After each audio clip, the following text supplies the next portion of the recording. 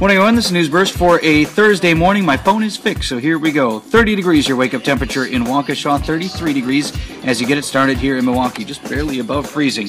Here's the rest of the storm team forecast from Scottsdale. Breaks of sun and very chilly. Few snow showers or sprinkles. High, near 38 degrees today.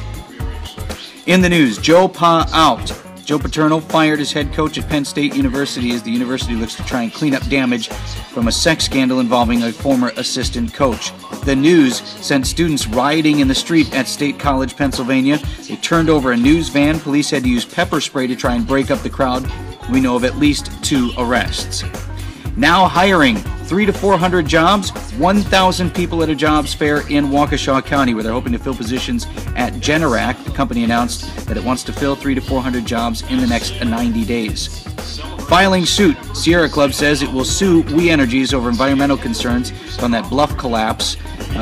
The club, Sierra Club, says it just wants to make sure that Lake Michigan gets cleaned up. GOP debate. Herman Cain was greeted with applause when he dismissed questions. He did defend his character, but generally dismissed questions about the sexual harassment allegations against him. And Texas Governor Rick Perry had a bad moment. He said himself, quote, "I stepped in it." Asked about or talking about the 3 federal agencies that he said he would cut if he becomes president, he said he would cut education, commerce, and we've all had those moments, right? But we're not running for president. Not supposed to have those on that stage. So he said himself he was embarrassed by it.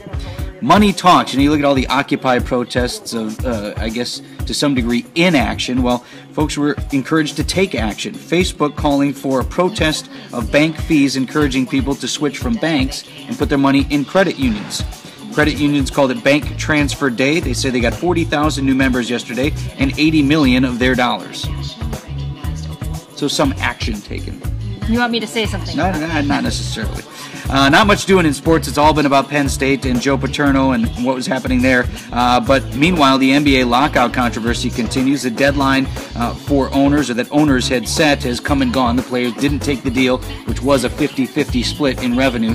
The owners and Howard Stern have said, Howard Stern, he's in on it now. David Stern have said, look, the offers are just going to keep getting worse from here on out. Nonetheless, they are still talking.